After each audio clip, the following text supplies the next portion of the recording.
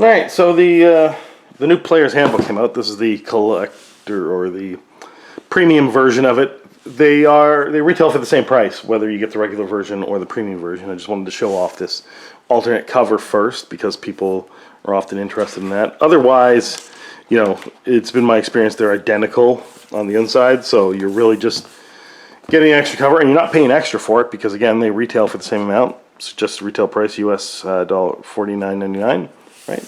So this is the regular version, and again $49.99. So basically, these alternate versions of the books are just so you can, you get a little alternate version of a book, a blinged out version of the book, if you buy early on, because these often disappear quickly because they're limited printing, and this is, just an item that was a perennial or whatever. Anyway, stays on shelves for a long time and it's continually reprinted. So if you want the limited edition cover, then you got to pick it up at your local game store earlier.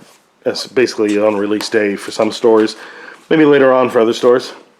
So this is basically the new Player's Guide for 2024, which updates 5th edition, and I haven't looked. I was signed up to like the play testing and stuff like that, but I just didn't have the time. I mean, I work a full-time job as a trucker, like 50 to 60 hours a week, and then you throw in the hours I work at the game store. I'm up to 80 hours a week, so I don't have time for the Dungeons & Dragons playtest. And I've watched some of the videos talk, and there's very little talk about what the changes are, so I'm not entirely sure. Other than a lot of the stuff from Tasha's carries over onto here. Oh wow, yeah. We start off with, I'm pretty sure that's Dragonlance. So nice. Oh yeah, while adventuring in Dragonlance setting, the siblings Caramon Magyar and Raceland Magyar and Katara Uth Mater provoke the rage of a wyvern. Oh, that's just a wyvern? Huh. That's a pretty scary looking wyvern. This would be, so he's got the Staff of Magius. He's got white hair. I don't understand how it's Katara here fighting a wyvern with them, unless this is the dream in Sylvanesti, or this is just, I don't know. They just they just did non-canon art, and that's fine. It's nice to see Raceland and Caramon together fighting something. They could have put someone other than Katara. Interesting. So this art is more, I guess, video gaming art type thing. But anyway, it fits because it's telling you about it visualizes a dice, and I don't think it ever actually shown dice in a Dungeons and Dragons product, like as in within the rules, and then you have a picture of the dice. Interesting. Maybe something similar to this, maybe in some books, just to show you what they look like. I don't know.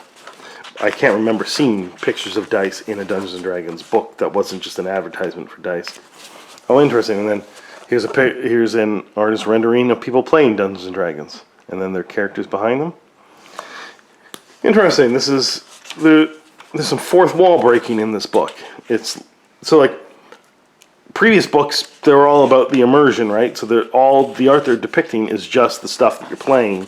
They're not depicting modern times, which I guess is kind of fitting because they're trying to bring in modern concepts. Anyway, that's all stuff that I largely ignore, so I'm going to continue to ignore it. But interesting. There's like a combat example, like it runs you through, and then gives you some dialogue that tells you, basically shows you an example of people going through combat, which is interesting. So this is a very beginner book, more so than the original 5th edition Player's Guide. So then this walks you through creating a character, and they put the character sheet here. Interesting, because the character sheet was just in the back, and but this one, it tells you, I guess it's all numbered, and they'll tell you what the different sections mean and where to put stuff.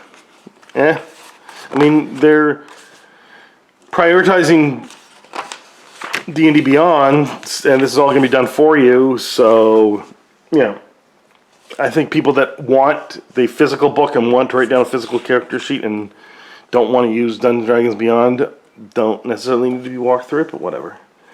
And at least they've kept alignment. They haven't. There was rumblings of them getting rid of alignment, but no, they kept it, which is, I think, good. And then the experience. So anyway, this book has some good art. I'm just going to now quickly skip through it. Interesting.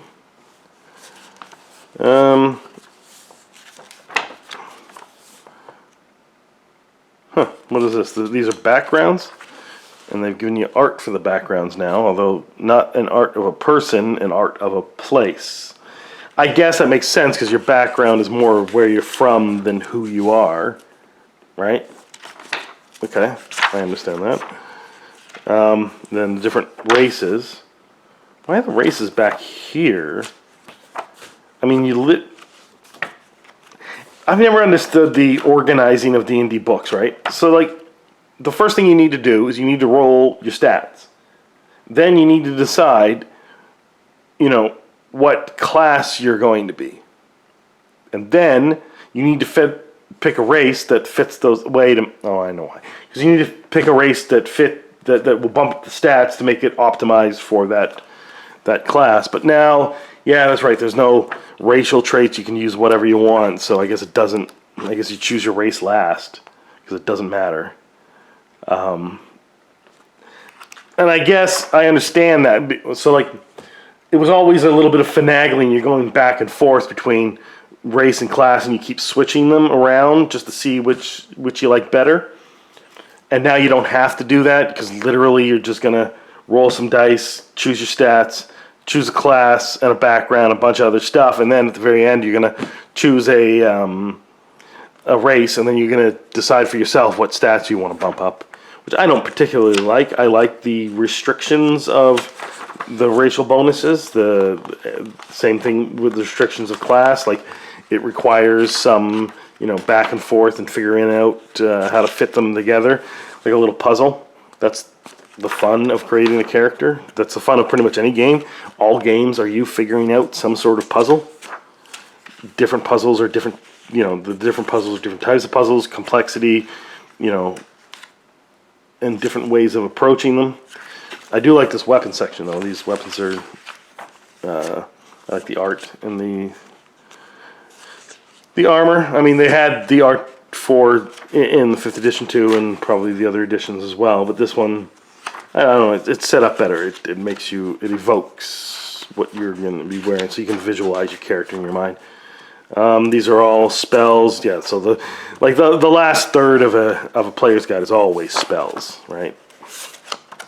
And then you get to just a few creatures, so that you could play the game with just this book at the first few levels, right? Because you got some creatures. Oh, this explains the multiverse. Creatures to fight. I mean, it's a bat, a camel, a boar. But then it gets to more, I assume, giant spiders, giant goats, lions, lizards, mules, octopuses, quasits. Yeah, so there's a bunch of things that you can fight. What is this section here? This is rules glossary. All right, that's helpful. But I use the index most of all, and I hope there better be an index. Running out of pages, there better be a goddamn index. There we go, yeah.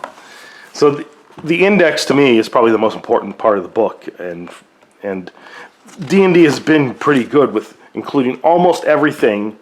Like, I'd say 90% of anything you could think, oh, I don't know this thing, I need to figure out how this works. Look in the index and you'll find somewhere, you know, alphabetically in there, the thing that you're looking for. Sometimes you might be thinking, you know, you might be thinking of one thing and it says, oh, go look over here for that thing. But it still directs you there. So their indexes have always been very good. So the bigger the index, the better, right? Because you want it to cover as much of the stuff as possible so that you're not just flipping through pages yourself. And it looks like they got a good index in there. So this is basically the 2024 Player's Guide. And yeah, I mean, I'd say, yeah, you should pick it up because it'll have stuff in there that, you know, maybe an improvement over others. And if not, it gives you ideas on how to run your game. And, you know, you'll be able to, there's other people that may be, you know, exclusively playing that version of the Player's Handbook when you go to play. So it's good to get at least the Player's Guide. And if you're a Dungeon Master, to get the core rule books. I mean, you don't have to. You can stick with first edition for all I care, right? You know, it doesn't actually matter what edition you play, and you can find players to play your specific edition, so you don't have to upgrade if you don't want to. It's just that, I don't know, I like buying Dungeons and Dragons books, and I like seeing what the new stuff is in it, and I like incorporating that in my game. Even if I'm not playing 5th edition, I could bring in 5th edition concepts into any other role playing game or any other game for that matter. Right? So it's always, for me, good to see where game design is going, and also, you know, if you want to play with people that you don't play with normally, and that's what they're playing, then you're going to need that book. Well, I mean, you can use the free rules to start off with, but you know what I mean. Anyway, let me know what you think of the new Player's Handbook, and if you're looking forward to the 2024 versions of the Dungeon Master's Guide and the Monster Manual, and these new campaign setting books that are coming out. I'm excited. Let me know.